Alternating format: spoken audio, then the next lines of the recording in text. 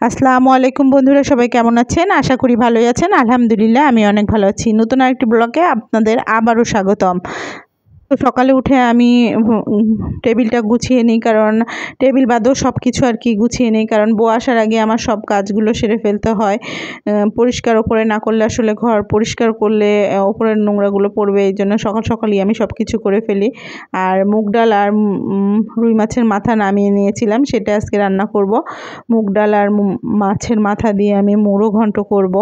তা মুড়ো ঘন্ট সহজে করাই হয় না বাসায়, যেহেতু রুই মাছটা বাসায় কম আসে, এই জন্য তা মাথাটা ছিল, এই জন্য আজকে মুড়ো ঘন্ট করে দিলাম। মুড়ো ঘন্টটা আপনাদের ভাইয়া আর আমার ছেলে খুবই পছন্দ করে, তা বেশি করাই হয় না। আজকে রান্না করছি, তারা চেটেপুটে খেয়েছে। তা আমি মাথাটা এভাবে ভালোভাবে কষে এরপরে মুগ ডালটা দিয়ে ভালোভাবে কষে এরপরে প্রেসারে দিয়ে দিই।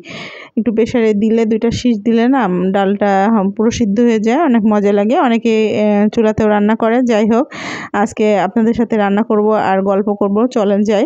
তা আজকে আমি কথা বলবো শিক্ষা কারিকুলামের বিষয়টা নিয়ে। আসলে শিক্ষা কারিকুলামটা আসলে খুব দ্রুত চেঞ্জ করা উচিত। আমাদের বাচ্চাদের অনেক ক্ষতি হয়ে যাচ্ছে, 2 বছর ধরে অনেক ক্ষতি হয়েছে। এমনিতে করোনার সময় থেকে শুরু হয়েছে, এই পর্যন্ত বাচ্চাদের পড়ার ওপর কোনো মনোযোগী নাই।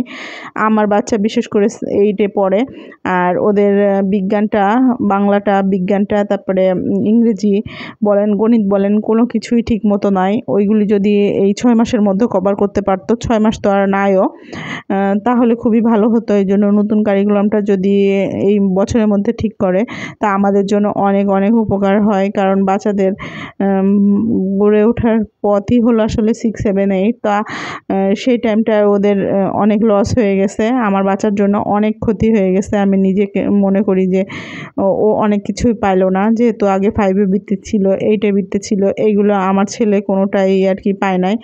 যেহেতু একের পর এক ঝামেলা চলে যাচ্ছে, করোনা থেকে শুরু করে এই পর্যন্ত একবার পড়ালেখা চেঞ্জ করলো, আবার চেঞ্জ করলো, মানে কয়েকটা বিষয় নিয়ে আমি খুবই বিরক্ত ছিলাম। তো সরকার চলে গেছে, এখন মোটামুটি আমরা একটু ভালো কিছু আশা করব, সেটার উপরে ভিত্তি করে আসি। দেখা যাক কি হয়। আপনারা সবাই আশা করবেন, সবাই একটু পোস্ট দেওয়ার, যখন সবাই পোস্ট দেবে তখন আর কি দ্রুত কাজটা শুরু করতে চাইবে সরকারও।